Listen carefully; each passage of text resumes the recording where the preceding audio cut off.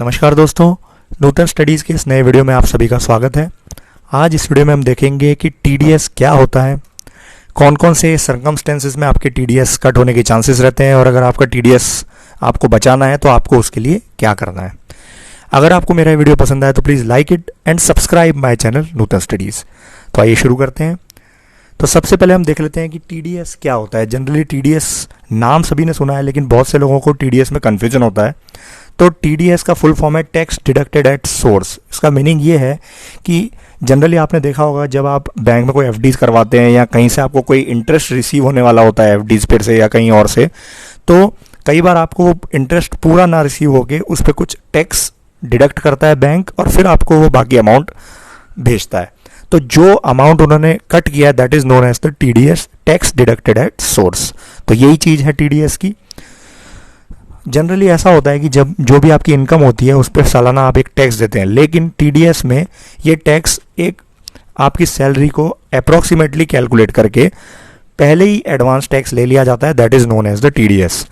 तो ये specified payments जो आप कर रहे हैं टैक्स अपनी तरफ से कट करके या आपको टैक्स कट करके जो मिल रहा है वो क्या क्या हो सकती है।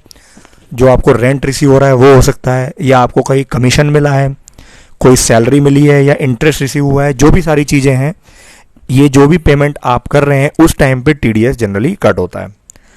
फिर जैसा मैंने बताया कि जो आपका एम्प्लॉयर होता है वो भी जो भी आपकी सैलरी होती है उसमें से टीडीएस कट करता है according to your tax bracket, tax slab.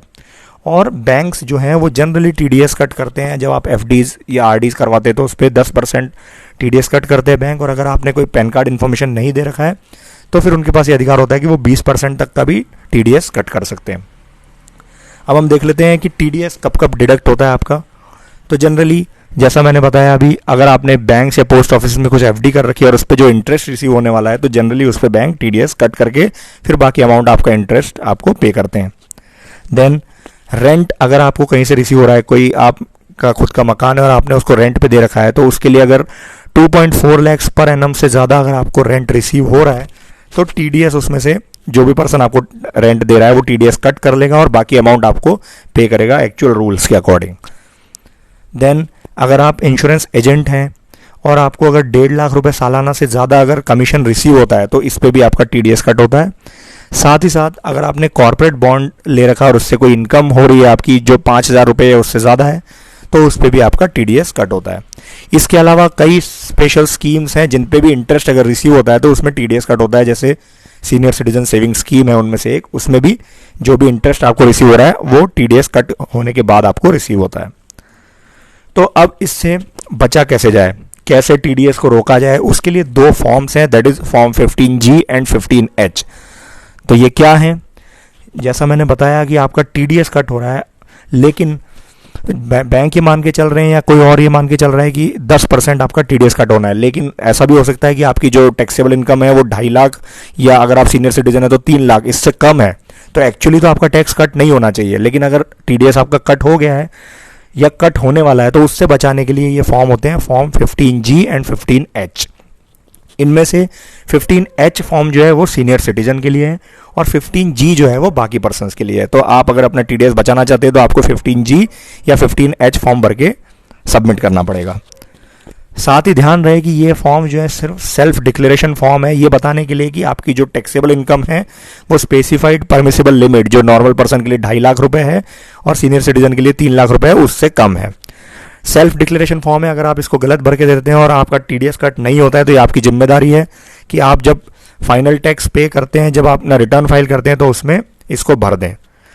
और जनरली कभी कभी ऐसा होता है कि टीडीएस लोगों का कट हो जाता है और लोगों ने 15G या 15H फॉर्म नहीं भरा होता है, जिससे बैंक तो कट करते ही करते हैं टीडीएस, या कहीं और से भी जहाँ से आपको इनकम रिसीव होने वाली है वो भी आपका टैक्स कट करता ही है। तो ऐसे केस में भी आपके पास एक ही ऑप्शन बचता है कि जब आप रिटर्न फाइल करते हैं तो आप उसको डिटेल्स को वहाँ पे फिल कर दें और अपना क्लेम जो है उसको रिफंड के रूप में रिसीव कर लें।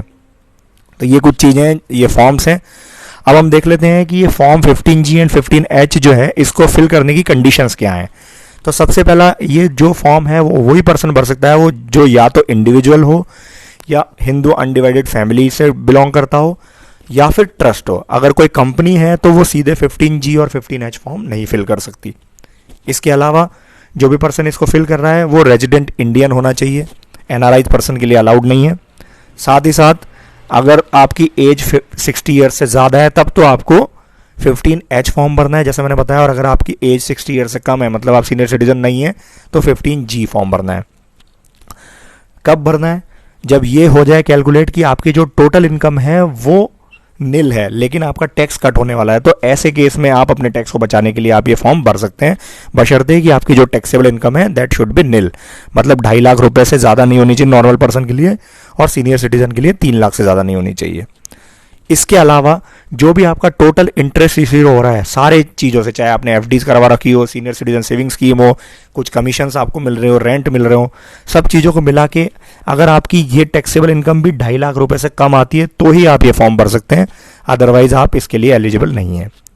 तो ये कुछ बेसिक चीज़ें हैं कि टीडीएस क्या होता है, क्यों कट होता है, और आप इसको कैसे 15G या 15H फॉर्म भर के बचा सकते हैं कट होने से।